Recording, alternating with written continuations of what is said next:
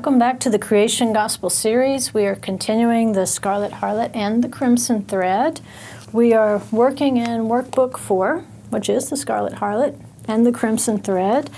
And in the last program, we made it to the end of a section on page 134. So we'll be picking up today, if you want to follow along in your workbook, on page 135 with a section called Your Sons and Your Daughters.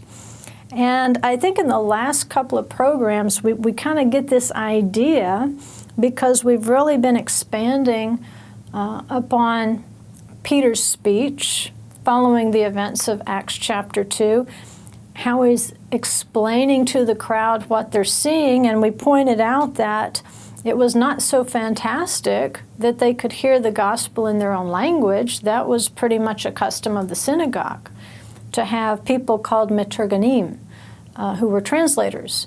And we even get an instruction in the Brit Chadashah that you're not supposed to speak or teach in an unknown tongue unless there's somebody there to translate. And so the idea is to speak with understanding. And with that being said, everybody's amazed. Well, we can hear about this Yeshua in our own tongue. Well, yes, that's amazing. But what would have been even more amazing, at least culturally, was that the women are standing up there proclaiming the gospel with the men. That's unheard of. Probably unheard of that they were actually joining with them in a public prayer session. Typically, the genders were separated out for prayer, or at least, definitely in the Orthodox world today, men and women are separated in prayer. But here we have the women not just praying with the men, but actually proclaiming the gospel freely. And so we examined in the last couple of programs some of the underpinnings and hints that we might have had in Scripture that would have led up to those events of Acts chapter 2. We looked at the Torah portion Tazriah, where it talks about when she sows seed, the seed of the woman, and those days of purification, the significance of the 7 versus the 14. And we'll see even more significance in future lessons on the 33 days of pure blood as opposed to the 66 days of pure blood. And they're not really opposed to one another. They're actually, one is a continuation of the other, because the male is representing to you half of the story, the first half. In fact, what we're going to see today is he is that anchoring half of the story. But the female, with her fulfillment of 66 plus 14 equals 80 days, what you're seeing is the complete fulfillment of that story.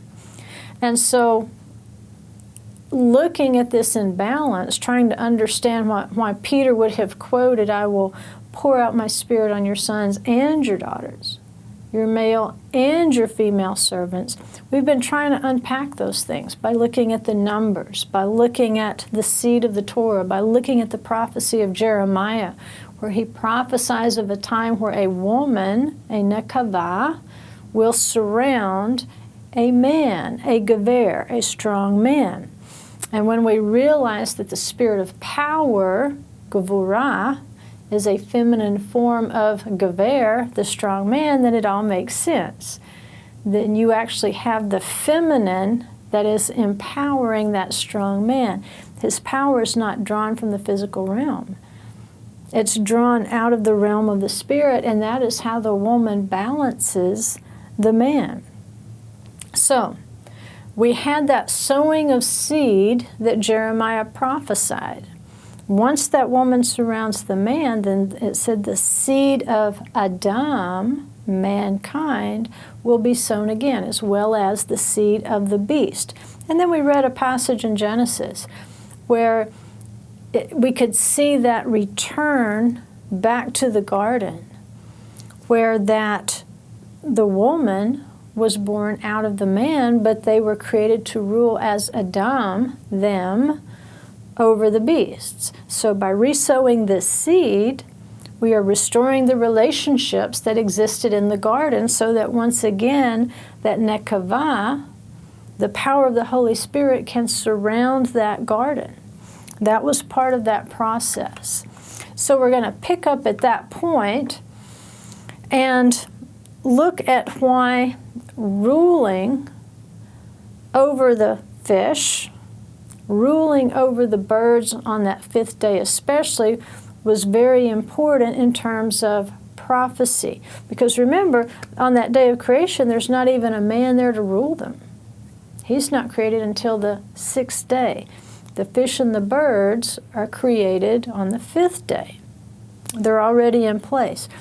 But the spirit of Gvurah, the spirit of power, which is the fifth spirit, it corresponds to that fifth day of creation when the birds and the fish were created.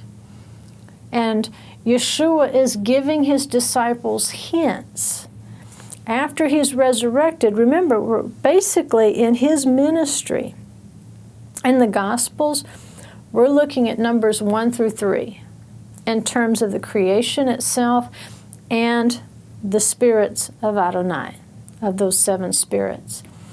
Because the defining moment, really, in the Gospels takes place following a Passover Seder. So, with our feast, we know we have Passover, unleavened bread, and then first fruits of the barley. And then we count 7 sevens up to Shavuot. And that's where Yeshua, he starts appearing to his disciples in this interim period during the counting of the Omer, which Omer literally means speak, say, to say it.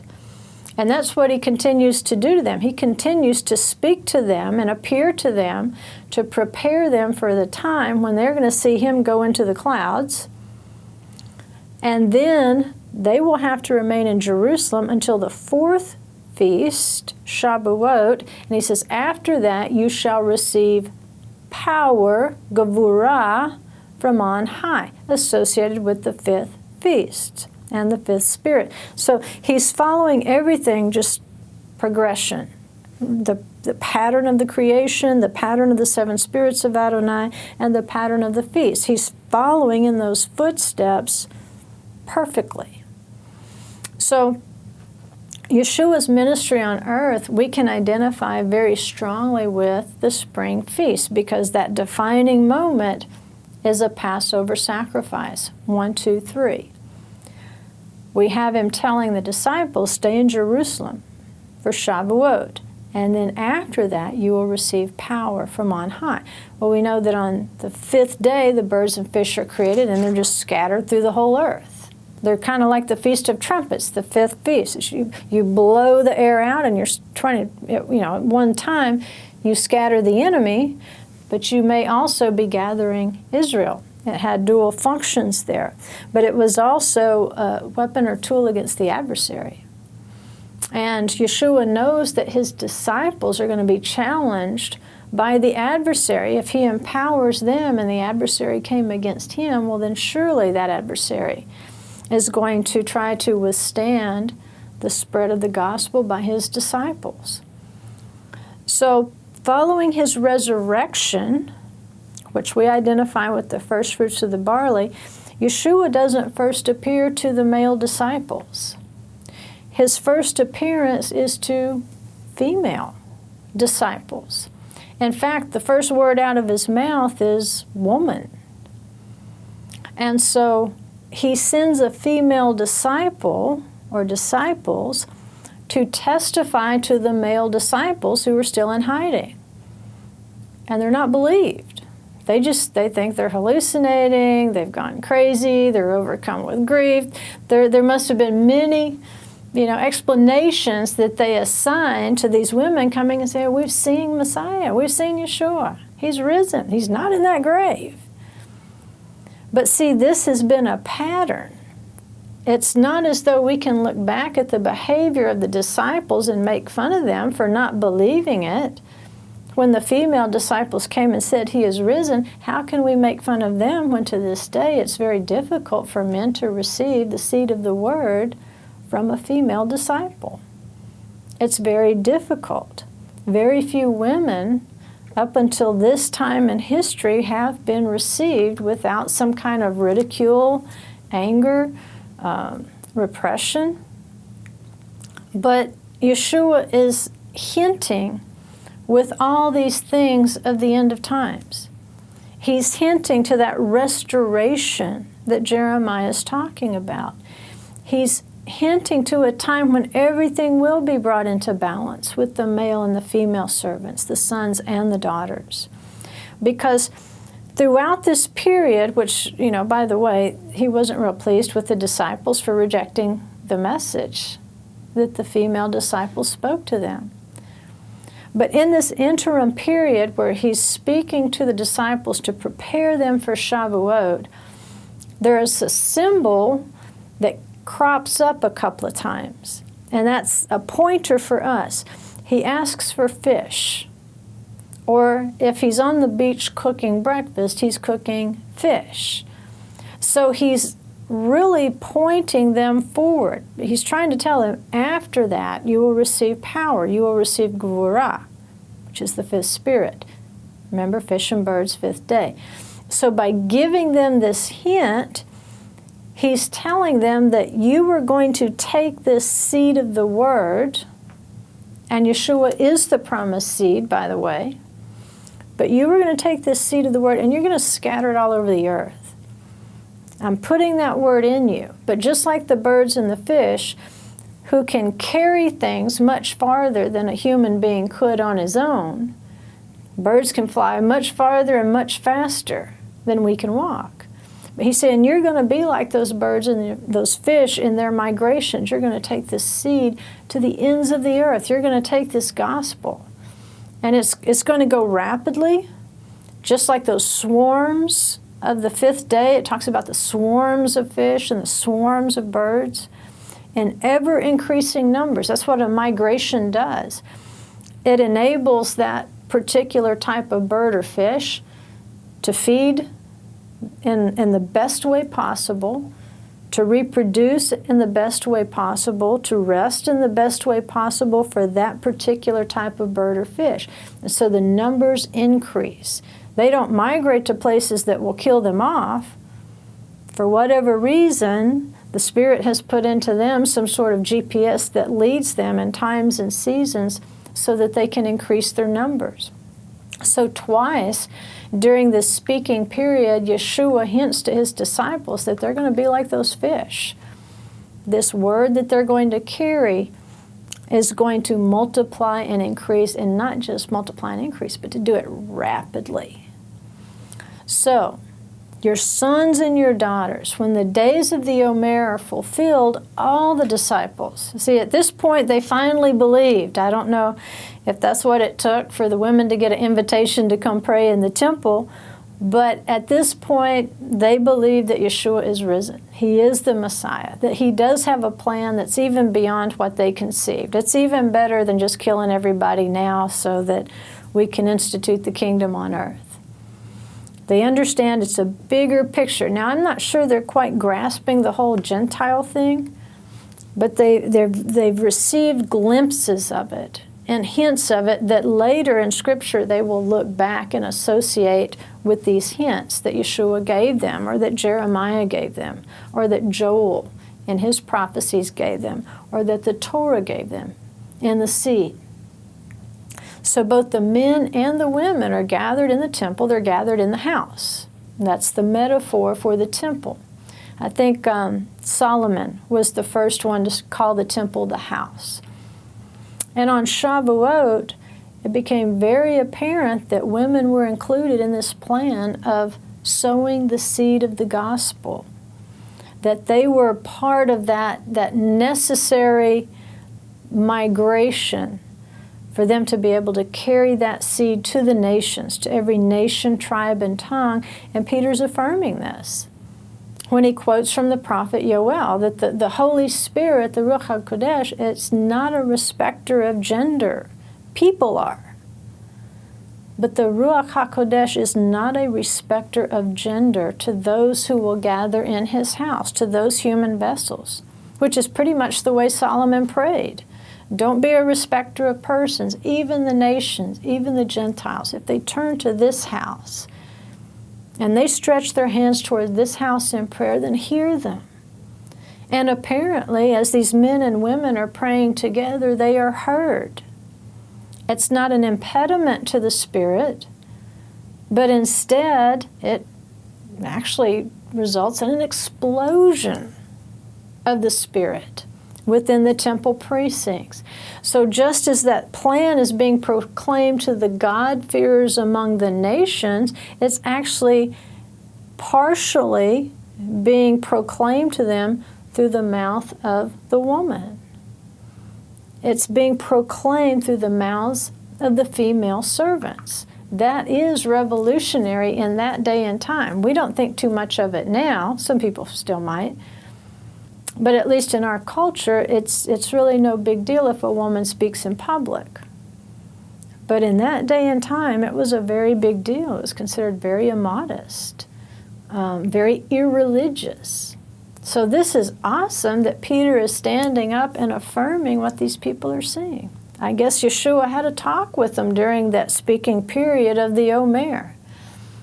So who is this woman who's going to surround a man? Well, we've hinted that obviously it would need to be the Holy Spirit that surrounds any one of us. If we have a job to do, if we are a gever, if we are a strong person or an eshet chayil, which is the way virtuous woman is kind of what we draw out of it in English, but it literally means a hero woman, a valiant warrior woman. So whether you're a gever or that valiant warrior woman, it should be the power of the Holy Spirit that surrounds you and empowers you to do whatever it is you're called to do. Whether it is to literally go out and proclaim the gospel to the nations, or whether it's to proclaim that seed into that male and female child. Because in Psalm 68 it says that she that remains home will divide the spoil. Whether she's one of those women who proclaim the good news, or she's one who nurtures her children, she divides the spoil. The increase that comes out of sowing that seed, she's going to share in it. You might share in it because you sow it in a general sense, but you also might share in it because you're sowing that seed of the Word in your children, and as your children grow and they begin to produce the fruit of that Word, then you're actually sharing in the spoil. You're like that strong person. That's what he says, I will divide the spoil with the strong. You want to be the strong man. You want to be the strong woman. You don't want to be the weak one. Because the weak one is one who can't overcome. It's the strong one who overcomes and keeps the testimony of Yeshua and the commandments of God. So we have this prophecy in Jeremiah 31, which not so coincidentally describes the new covenant. I mean, people all the time say they're new covenant believers, but they don't really believe what is spoken about the new covenant in Jeremiah 31. Where it talks about the Torah being written on our hearts, a return to that covenant, a renewal. It's not something brand new, it's something renewed, and the change is not in the covenant itself, the change is in the person. That you are conforming to that image of Messiah, that you are allowing that seed of the Word to grow in you and producing that fruit with a tender heart, not with that hard heart. So, let's look at the male and the female in Hebrew. Remember, if you go get you a little dictionary, Hebrew paperback dictionary, and you start looking up words in that dictionary, what you'll find is that each word is designated. And you'll either see a nun, which is like an N sound, or you'll have a zayin, the Z sound. Well, the zayin, if you see it next to a word, you know that it has a masculine gender. It's either going to be masculine or feminine. Other languages have that. So does Hebrew. Because there's something important, or it wouldn't be that way. There's something to teach by designating masculine or feminine. So in this case, the male or the masculine is designated by zayin, and it stands for Zakar, which if you want to look it up in your Strongs, it's Strong's 2145, if that helps out a little bit. And it's from 2142. Zakar is a memorial or a remembrance. Memorial or remembrance. So when you think of masculine, what you should associate with that is an essence of that which is memorialized. In other words, the miracles of the past. You have an anchor in the past. That anchor is described in the Torah. The Torah lays out for you the creation. It lays out for you origin. It lays out for you even the seeds for the prophets that come later, and the seeds for the Psalms and the Brit Chadashah. So it's a remembrance. And what you do when you remember something is you take something from the past and you make it part of the present. Just like we have memorial services, well, someone who has passed away, someone who has died, someone who is in our past, we take that memory and we set it into the present. So it's a way of keeping the past alive, which is the way humans have to do it, because, to Adonai, time is nothing. Time it's nothing. He's outside of time. But we are bound by time. And because death has entered into the world, we actually need that ability to remember. What does it say? Remember my commandments. These commandments were given long ago, but they are eternals. But it's an effort for us, even though they're eternal, and it shouldn't be that hard, to keep them in mind.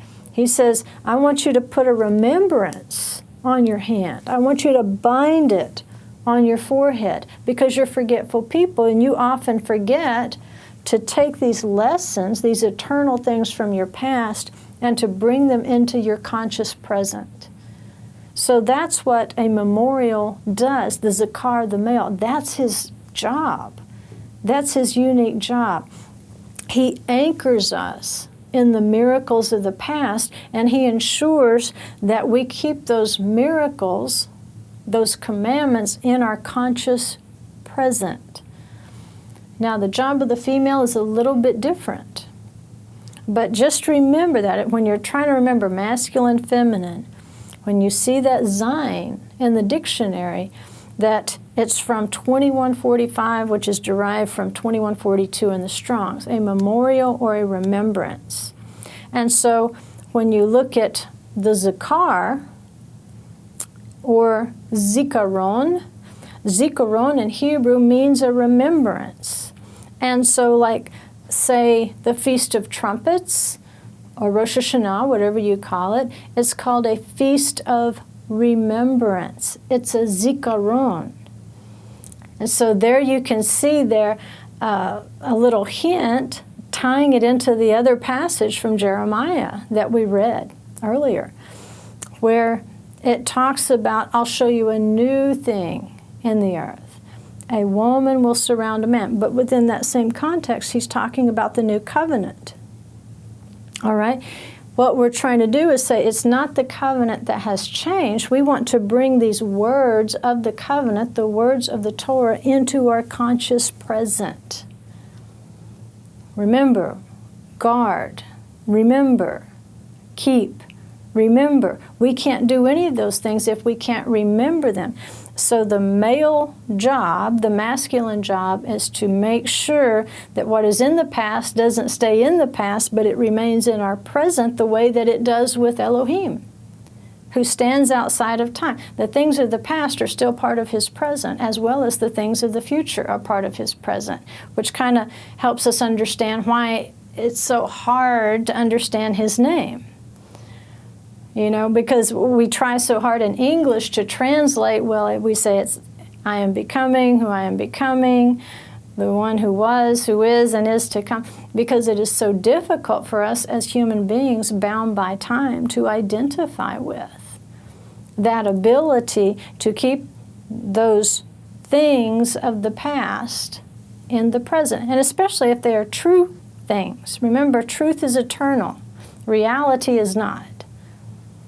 But truth is eternal. And if something was true, and His Word is true, if His Word was true 1 trillion years ago, His Word is still true today. And we want it in our conscious present.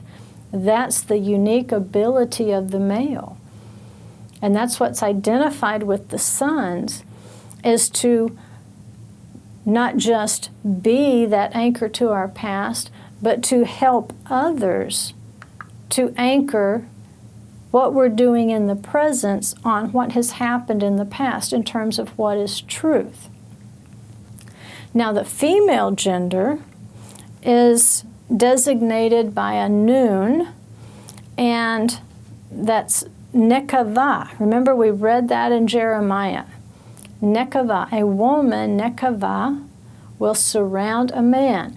Now, that's Strong's 5347, and it's from 5344. And it literally means to pierce through, to punch through something, or to pierce it. Now, the anatomical connection to a female should be obvious, but it's more than that. Just like with the male, it's more than just saying that which is masculine is that which we remember. It's much greater than that. So with the female, with the nekavah, with the pierced one, what are we supposed to carry away from that? Well, there's some really good lessons embedded into the scripture. And what we're going to find out is that the female represents the future, which may not yet be real to us, but it is truthful. Because if it's prophesied, if the seed is in the Torah, if the prophets prophesy concerning that, then whether it is real to us or not, it is yet true, and it should live in our present. In fact, we cannot function in our present if we lose our vision of the future. And that is the unique job or assignment of the female of the nekavah. Because that noon, what we're going to see is, at least grammatically, it is a collective future tense marker. Now, that's a big, long grammar phrase. I know, we don't want to hear big, long grammar phrases, but sometimes it pays to know a little bit of grammar.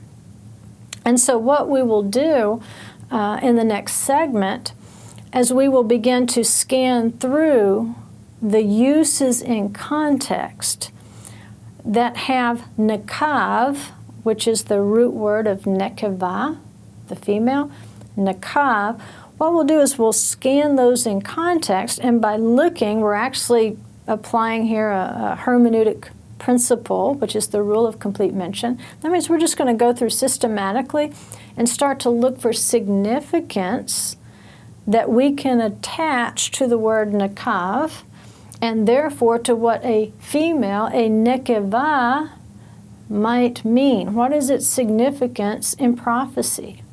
And what we're going to see is pretty exciting, I think, in terms of helping us to understand the unique function of the male, remembrance, versus the female, which is that collective future look. Shalom, guys. This is Matthew Vanderels over at Hebraic Roots Network. Guys, we continue broadcasting these teachings of Yeshua, of Torah, to all nations by support by viewers like you. We'd ask you, if you currently do not support HRN, prayerfully consider sending us a one-time donation or maybe even a monthly donation to HRN so we can continue supporting the nations with the gospel of Yeshua. It's up to you, guys. It's up to you to keep this message going, and we thank you for that. Shalom. Welcome back. Now, we said we were going to try to look through the context of how nekav is used so we can get a better understanding or picture of what a female function might be. Now, it most often appears to seem to use to designate something. In other words, to be very specific. Nekav or nekevah, a female, is something that's going to take the big picture, basically, and condense it down and say, no, we're going to take this part of it and work on this, which is, pretty, I think, accurate in terms of how females work. Because in terms of sown seed, if we go back a step, we've been talking about when the woman sows seed, but when we back up and look at when the male, our memorial, our anchor to the past, when he sows seed, he sows a lot of it. You know, in terms of the physical part of a man, even way into old age, a man still has the ability to sow lots of seed. And in his process, he can sow billions and billions and billions of possibilities. But that's not so with the female anatomy and physiology. When a little female child is born, there is a finite number of eggs that are contained in her body and that she could ever release in her lifetime. So it's a designated number, if that helps you remember the male, virtually limitless possibilities to reproduce, versus the female, where the number is specified from birth. We already know when that little baby girl is born, there's so many opportunities for her to in turn sow seed. So when we say nakav means to designate, it makes a whole lot of sense. Because out of these billions of possibilities, when a husband sows that seed, it's the wife who's going to, well, her body is going to make the decision as to which one out of billions, which one, usually, it might be two or more every now and then, but statistically she will take one. And she will allow that one seed to conceive with her egg, and they will produce one child. So that makes a whole lot of sense. Even physiology tells you that the female is put on this earth to designate. When I say she will surround a man. Without that surrounding, without that encompassing, the idea is he may be here, there, and everywhere. I mean, doesn't it explain to you why your husband has 15 unfinished projects in the garage? Why? Because that's part of his nature. He wants to start something new all the time. But the female says, why don't we just take this one? We can only grow one baby at a time. That's all we can handle, typically. So let's choose out of all these possibilities, let's choose the one that's the most viable, the strongest possibility. And let's work on that. I'll put 9 months of work into it, and then we as a husband and wife, we're going to put, who knows, maybe another 18 to 20, which I don't know that you ever stop working on it. You know, your baby's always your baby. But you can really focus. It's like, you know, the difference between just a bare light bulb and a laser light. Because the woman is the laser light. She says, let's designate, because we can be more effective if instead of just wasting our energy sewing everywhere all the time anywhere, if we designate and we pick the strongest possibilities and we nurture that and we pour our resources into that, then from that we can grow something beautiful. We can actually bear a wonderful fruit. When we sow the seed, the husband sows the seed, then the woman sows the seed. But she can only do that if she has designated.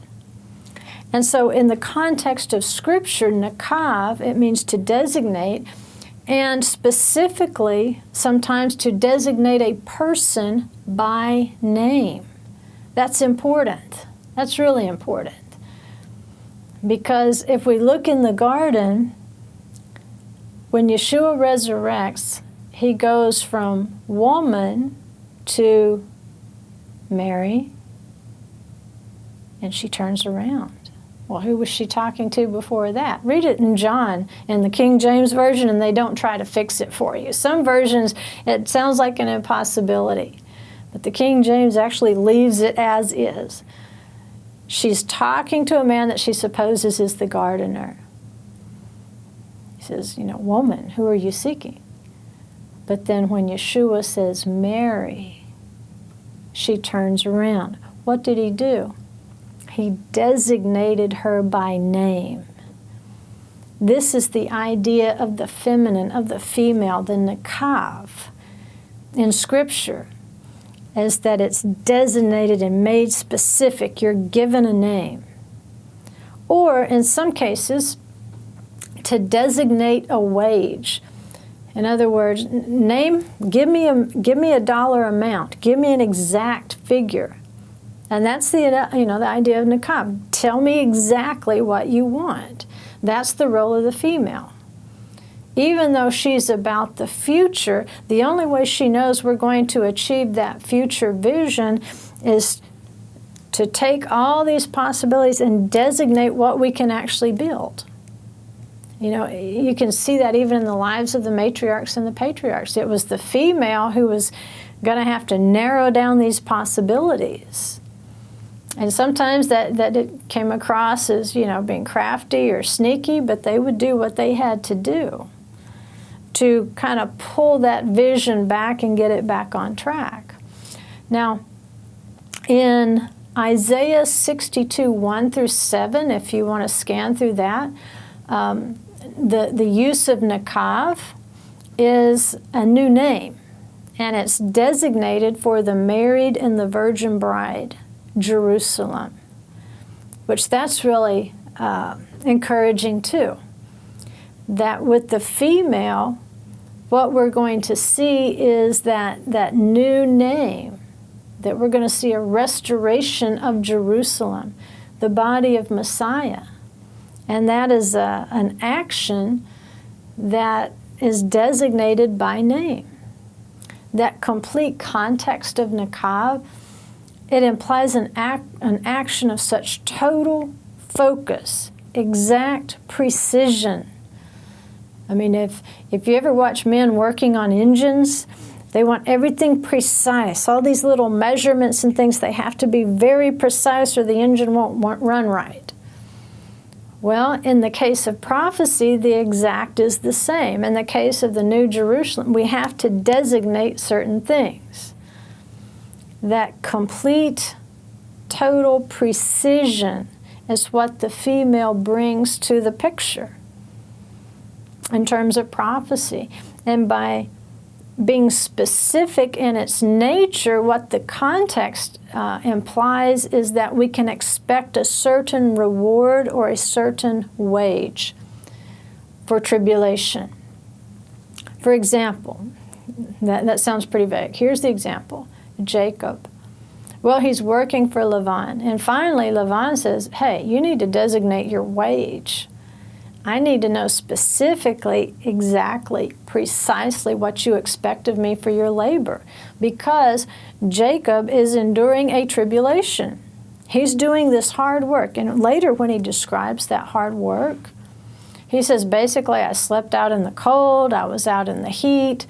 If wild animals tore something, I replaced it with my own.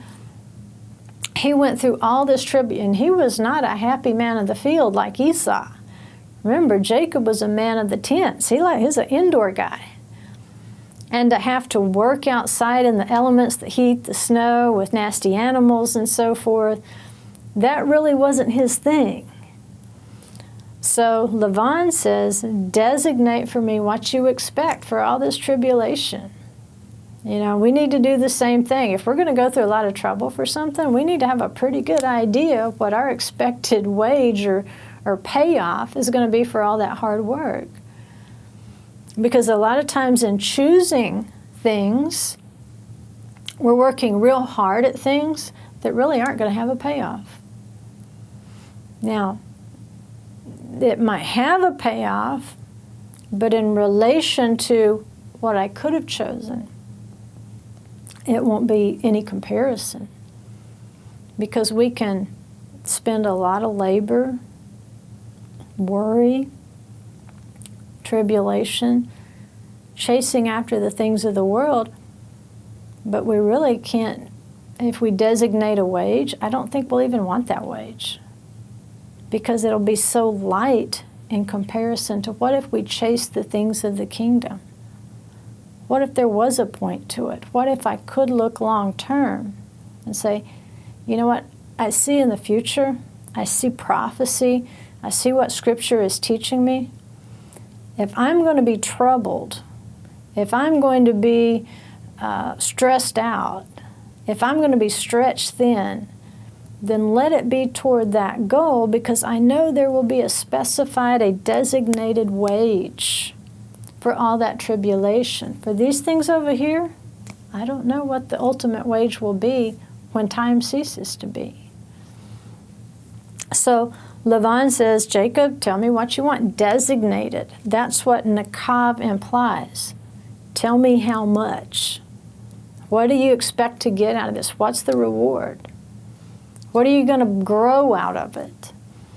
And so after all that hard work for shepherding, for the bride price, that 14 years for the bride prices, for Rachel and Leah, he needed to know. Well, there's also an antithesis to this. And if we're looking at the word nakav, which is to designate a wage, in Haggai 1:6, it talks about designating a wage, but it says it's going to be like having a purse with holes in it. Then that is part of your tribulation. No matter what you put in this purse, that these holes, remember the ideas of piercing, punching a hole through. No matter what work and stress and worry you put into this purse, the wage that you would expect, when you put tribulation and work and stress and stuff into a purse, what you expect is the purse going to get bigger with the reward. Well, instead, Haggai says what's going to happen. It's going to be pierced. And all that you're putting in there is actually just going to slide through. So that reward that you expected is not going to be there. You're going to have all that tribulation for nothing. So the role of a woman should be to function basically as that purse, because she's designating what the wage should be. Now, if she's a righteous woman, at the end of days, the reward will be in the purse. Whatever that fruit is, that fruit will be there. It will endure. But if she is not a righteous woman and she allows her husband or her family or herself to chase after things that have no eternal value, that really aren't based on the seed of the word, have no relation to the covenant whatsoever, then what she will find is that those things have gone through the purse. That expected reward is just not there. Or maybe she did expect it. Who knows? But if you're going to exhaust yourself, make sure you know why you're doing it. What do you expect to get out of it? Now, Jacob's designation, once he set the wage, what you see is there was great increase and great blessing in the physical world. And so that again is the role of the feminine. If you focus that effort and you say, this is what I expect to get, it's goal setting, basically. It's not, we see in the U.S., what do we call it? Flying by the seat of your pants, just living in the moment or from moment to moment. The role of the female in Scripture is not to allow that to happen. Instead, she says, here's our goal over here, and here's what we have to do to reach it. Now, typically the male does not like to feel that constriction, because if the nekavah is surrounding a strong man, you're going to have a battle if he does not want to remain within that boundary. But see, if she's a virtuous woman, the only way he's going to bear fruit is within this boundary that she's putting around him, because she's acting in the power of the Holy Spirit, so that his increase will quit just dripping through like a purse with holes in it. I mean, who wants a bag full of holes? That's her role, is to surround him. Now, Jacob's designation resulted in increase. It resulted in a wage. But, the wage of Judah's exhausting effort, as Haggai was addressing in his prophecy, was that all the effort they were putting into things, It was just like dripping like water through holes in a bag. It just doesn't do any good because she was failing to rebuild the temple in Jerusalem. That's the key. That's kind of what it all hinges on in that prophecy. Because they're working, but the temple lies desolate. Well, that describes the body of Messiah very much today. We're working toward our own stuff. We've got our own websites. We've got our own Facebook. We've got our own blogs. We've got our own books. We've got our own DVDs. We've got our own CDs. We've got our own favorite teachers. But the body of Messiah, sometimes we just leave it desolate. We're more concerned about rebuilding our homes than we are with connecting with other families in the community of faith to build something together. And what we're finding is a lot of people, the more information they take in about the Torah, the more teaching they receive, the more hateful they become. Because they really haven't discerned the wage to the reward. They really haven't learned how a woman surrounds a man. Because it's about the temple. Even our generations of Messiah, the 14s, Solomon's double Sukkot, it was at the dedication of the temple. It's understanding how the body of Messiah comes together. And that's the role, really, of the feminine, is to help us understand that ultimately, yes, there is us three, but there is definitely more, not no more. And she is to help the body of Messiah so that all this increase, all this new information that we take in, it doesn't just remain information, that it becomes transformational. And then it begins to bear seed. And she says, hey, let's quit reading from 20 million different teachers every week. You know, let's start to focus our study. Let's study topically. Let's study with the congregation. Let's quit throwing our money here and there. But let's focus in and let's see, you know, and if this teaching is not transformational in our lives, we probably don't need it. We don't need new information. All that's going to do is make us proud. Didn't Paul say that? The things that I saw, because I was so arrogant, he sent somebody to torment me. That's why so many of us are tormented, because we become too proud with the information. And he's trying to give us a wake-up call and say it's not about how much new information in the Torah that you can acquire, it's how many lives you can transform with that information. And we're wasting our wages. It's like water going through a sieve. Same thing with this prophecy in Haggai.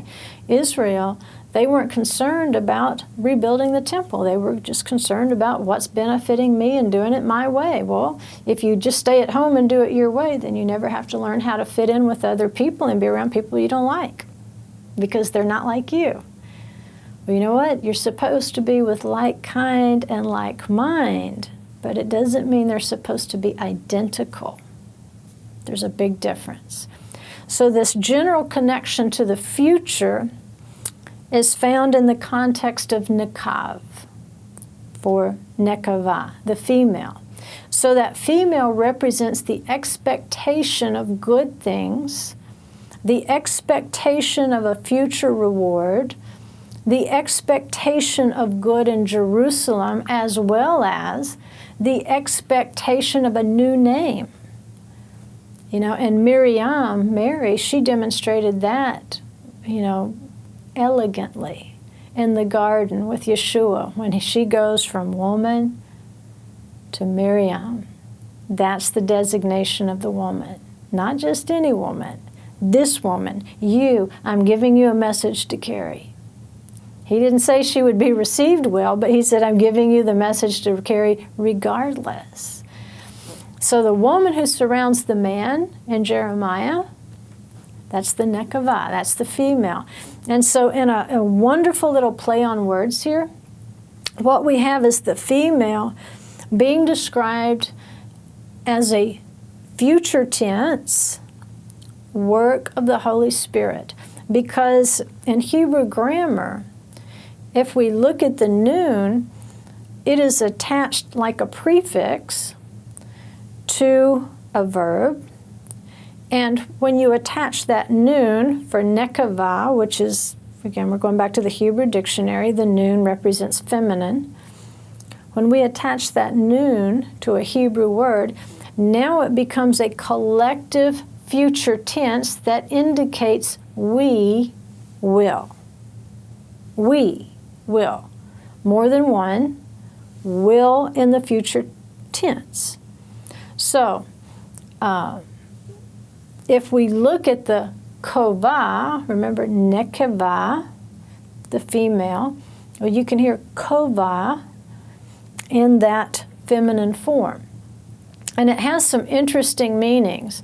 And every one of them, even the play on words, the sound-alikes, you can hear in them an expectation of the future, of hope, of something to come. Because remember, the male anchors us in the past.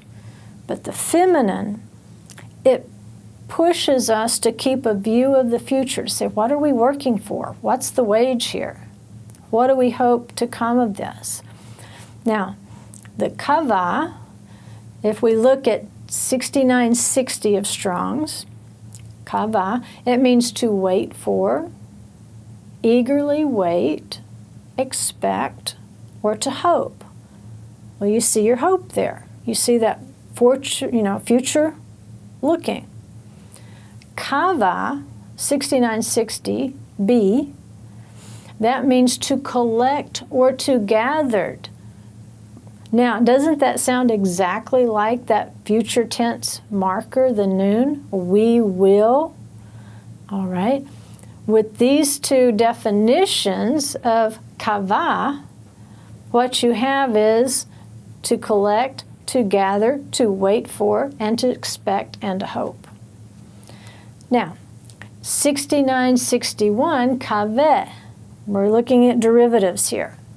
It means a line, circumference. Remember, the woman surrounds the man. The rivers of Eden, savav, around. And remember, those represented the Holy Spirit because they came from that heavenly source. And so now what you see is the woman surrounds a man. Well, even the essence of kaveh means a line of circumference. Wow, that's pretty cool. I think it is. Now we've got 4723, which is from 6960b. And we get from that the word mikveh. You've heard mikveh before. Some people will substitute baptism, but it's that immersion. Mikveh, it means a collection or a mass, a collected mass. So there again, with this feminine, as we're breaking down the parts of the word and looking for clues, again, we see the feminine, it speaks to a collection. That's why it's important for women to go to a mikveh at times when they need to, finish up a period of purification by immersing in that collection of waters, that collected mass. It also means a reservoir, which is 4724, like a reservoir of water. And then 4723 mikveh is hope. There again, hope is something that you have to look toward the future. Well, it gets even better. Kav, if we narrow down the word even more to a two-letter root, we can go to 6894 of Strong's. And kav is a measure of capacity. In other words, it's designating how much. Then 6896 means a stomach or a belly, which there again, with the female, that makes a whole lot of sense because she's going to collect some things in there when she's working on that seed in order to sow the seed. 6898, which means the same as from 6894, which means a large vaulted tent, kind of like a sukkah. but it's a large vaulted tent, so a lot of people can get under it. It's not a tent for, one or two people. It's not a pup tent. The kivah is a huge tent that's designed for a lot of people to get underneath it. So if we put all these things together, and if you're looking through your workbook, you can just scan down through the list on page 136, and you can see in the list how you can just drop down through there and see how all these things point to that which is feminine, or the female that balances the male that has us anchored in the past. She is that specification that's taking out of all these possibilities, collecting it together out of hope for something better in the future. So we can work with that noon as a future tense to find connections with these words and these sound-alikes. That's what we just did. We went through there and went down through the list, and we listened for sound-alikes and things that came out of the same root words. And sometimes Scripture itself will show these variations in sound-alike letters, like David. Sometimes his name is spelled differently. Sometimes it's Dalet, Vav, Dalet, and sometimes it's Dalet, Vav, Yod, Dalet. Because prophetically it's showing us a picture there. So sometimes even a He can be substituted for a Aleph. There's just different things that will happen in Hebrew with sound-alikes. And so if we put all these concepts together with the sound-alikes and the similar roots and the collective future tense, what we would come up with that would explain the role of a female, a nekavah, we could boil it down to, we will eagerly wait, gather, in a circled reservoir or womb of hope, a large tent. So there again, a picture of Sukkot, a picture of the generations of Messiah with that double Sukkot of King Solomon and the dedication of the temple. It's nudging us. The job of the feminine is to nudge us toward the future. And that's why the great women of Scripture, they're referred to as prophetesses. And that's the balance of the female with the zikaron, the zakar, the male. It's to give us the ability to maintain that hope and that future vision. We'll see you next time.